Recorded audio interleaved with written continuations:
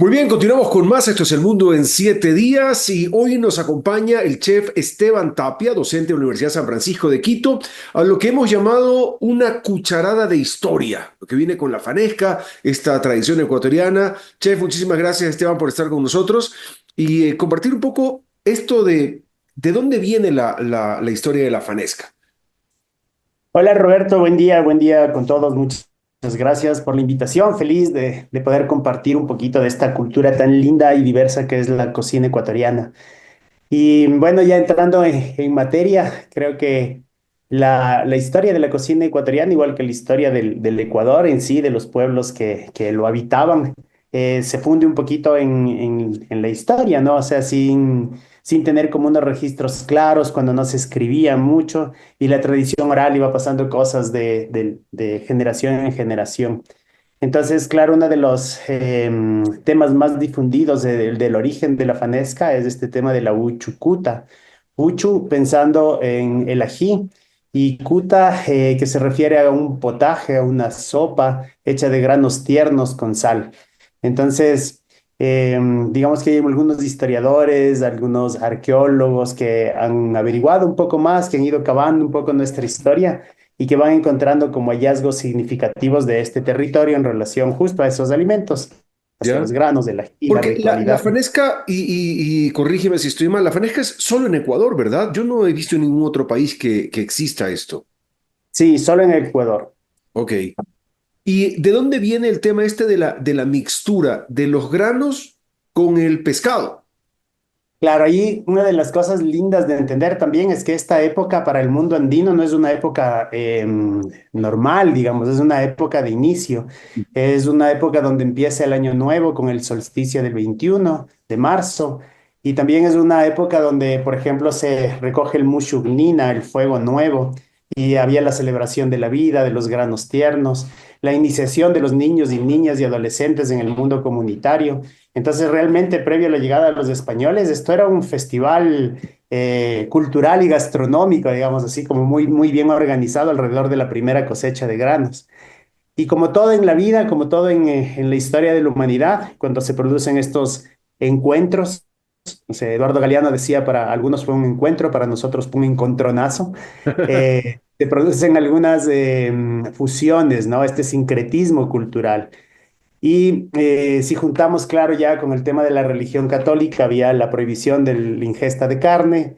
Y entonces, claro, dijeron, bueno, aprovechemos esta fiesta tan linda de granos y hagamos esta fusión y salió esta sopa de granos tiernos que tiene algunos elementos muy identitarios de nuestra cultura, como el maíz, el frijol, el ají, el achote mismo. Eso te quiero preguntar. A ver, chef, te pregunto, Esteban, una cosa. ¿Cuál vendría a ser la receta original de la fanesca? Porque hay muchas adaptaciones, hay muchas adaptaciones. Hay gente que el bacalao le parece muy fuerte y le echan chicharrón de pescado. Hay personas que deciden formalmente no ponerle ningún tipo de marisco, sino que le hacen solo los granos. Otros quitan unos, ponen otros. No, a mí este no me gusta, le voy a quitar. Entonces, ha ido cambiando con el paso del tiempo, pero ¿cuál podría ser una fanesca conservando tradición e historia? O sea, realmente yo creo que lo lindo de la cocina y lo lindo de la cultura es que no existe una sola, ¿no? Que existe esa diversidad como nosotros mismos, como nuestras familias. Es decir, no sé si, por ejemplo, yo empecé a estudiar cocina al inicio de los años 90 y a mí me decían, la cocina ecuatoriana es una sola. Y después, claro, ya adentrándote un poco, ves que van cambiando las cosas y la cocina ecuatoriana se convierte en regiones. Pero después esas regiones se convierten en localidades, en pueblitos, que cada pueblo mantiene eso y en familias, que cada una mantiene su tradición, su oralidad y sus prácticas. Y luego de eso además se fusiona. Entonces yo creo que ahora la cocina ecuatoriana realmente se vive de manera diferente en cada familia. Es decir, por ejemplo, alguien que tiene el papá de Loja, la mamá de Manabí, tiene una concepción completamente distinta que alguien que tiene un origen amazónico de la zona centro o alguna cosa así. Entonces, no creo que haya una receta original, no creo que haya una sola forma de hacer la fanesca, es lindo entender esa diversidad. Lo que sí estamos segurísimos es que los granos que son originarios de aquí, de esta zona de los Andes, es decir, el maíz, el frijol, se juntaron con el ají, la sal, y esta tal vez fue la uchucuta primaria, digamos. O sea, Y después, esa claro, viene se va siendo la adaptando. receta primaria que de ahí fue nutriéndose al paso de los años. Sí, sí, y cuando tú mencionabas, por ejemplo, el tema de las diversas formas de hacer fanesca en el país, hay algunas que son bellísimas, ¿no? Por ejemplo, hay un pueblo cerca de Alausí, San Pedro de Alausí, donde la gente por esta historia del tren comercializaba entre costa y sierra. Y en el parque de este pueblito al lado de San Pedro se llegaba cosas de la costa, costas de la sierra, y la gente hacía como una minga comunitaria, una olla gigante y en esa olla cada quien iba poniendo un poco lo que traía. Y ahí se fusionaban, no sé, palmitos, yucas, pero con papas, con mellocos, con ocas. Y se cocinaba toda esta fanesca y se repartía a la gente para que la gente coma el Viernes Santo. Claro, me hiciste acuerdo, es justamente de mi abuela era de Manabí y nosotros el tema de la fanesca era un tema comunitario en la casa. Sí, empezaban a llegar los granos y me acuerdo mi abuela pelaba el choclo. Entonces, cada granito de choclo pelarlo y claro, nos tenía toda la familia, todo el mundo, cada uno hacía una actividad diferente y yo creo que eso también se ha perdido porque era parte de la tradición, del juntar la familia, mucho más allá de comer o no carne y del sustento religioso hacia eso es el juntarnos en familia, el poder compartir en la mesa, el poder preparar un plato juntos, eso también se ha ido perdiendo con el tiempo, ¿no? Con esta modernidad a la cual nos hemos ido adaptando de a mucha tecnología. Sí, completamente de acuerdo. O sea, en mi casa de mi abuela, por ejemplo, la fanesca se empezaba a cocinar el lunes, después Claro, las era un comidas se hacían el rollo. domingo de Ramos. Era un proceso largo que tomaba toda la semana, claro. Claro, y si alguien llegaba a visitar, igual que en tu caso, le daban un pocillito con choclo, con alverjas, con frijoles para Claro. empezar a pelar y pelar y pelar. Y el viernes, pues ella muy tempranito cogía las ollas y empezaba a hacer los refritos y después ponía ya los granos pelados, todos los granos pelados. Yo en mi casa trato de hacer esto, lo hacemos, de hecho, ya no somos tantos, seremos unas 10, 12 personas y nos reunimos en la mañana del viernes a pelar. Y todos los granos son pelados porque así me enseñó mi abuela y lo hacemos de esa forma. Claro, hay gente que no lo hace y los pone enteros, o gente que te digo, les pone uno el otro. En mi caso particular, a mí el bacalao tengo una bronca con la potencia de su sabor, y a mí el chicharrón de pescado, te digo, me ha parecido una solución salomónica maravillosa, porque tienes el pescado incorporado en el asunto, pero claro, ha ido modificándose este potaje, esta sopa espesa, a convertirse en una sopa que cada uno le ha ido adecuando en su familia de manera diferente. Pero lo que sí veo es que en muchos casos se ha perdido el sentido de todo de todo lo previo, de todo lo que ocurre antes, de todo el compartir y estar en la mesa, que es lo lindo de la comida, ¿no?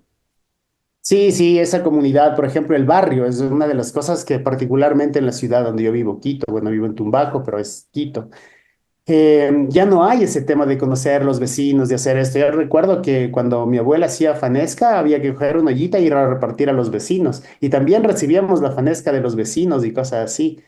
Cada vez estamos como perdiendo esa conexión con quienes están al lado nuestro y nos conectamos mucho más con quien está lejos a través, no sé, de los teléfonos, de las videollamadas, de cosas así como esas. Y bueno, ahí es donde uno tiene que reconstruirse.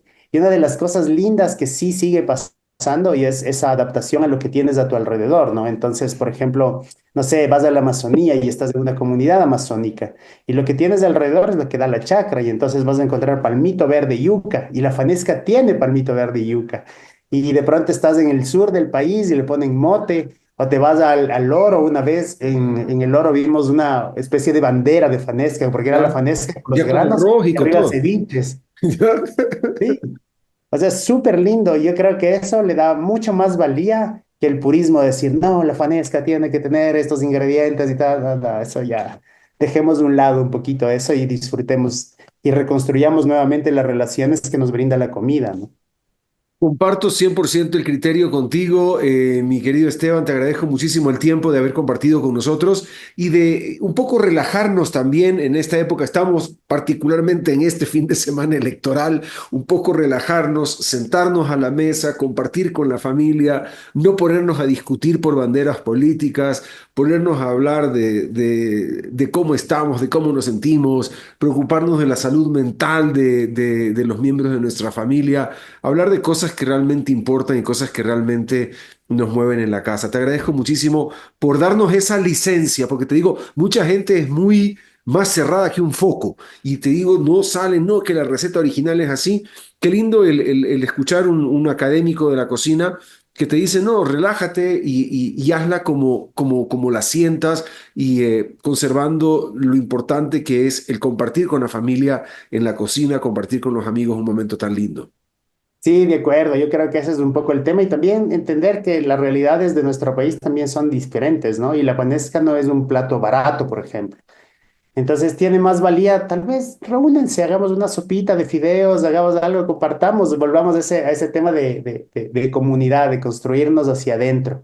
Y cuando mencionabas el pescado, solo la última cosa, me acordaba de una amiga portuguesa que vino de la red Slow Food para acá y llegó justo en época de fanesca. Y ella le sirve en el plato de fanesca y cuando prueba dice, pero no le desalaron al pescado. Y claro, para los portugueses que son expertos en este tema de salar y desalar el pescado, la ritualidad es, o sea, coges el pescado, le dejas 3 días en agua, después lo vuelves a hervir, después le sacas y luego cocinas en la leche, ya no tienes ese sabor tan fuerte y particular que tiene el pescado salado. Wow. Te Sí, agradezco muchísimo, Esteban. Gracias por estar con nosotros. Docente de la Universidad San Francisco de Quito, el chef Esteban Tapia, con quien hemos compartido esta cucharada de historia. Muchísimas gracias, un abrazo y un excelente fin de semana. gracias Roberto, igual, buen fin de semana para todos, que disfruten la fanesca.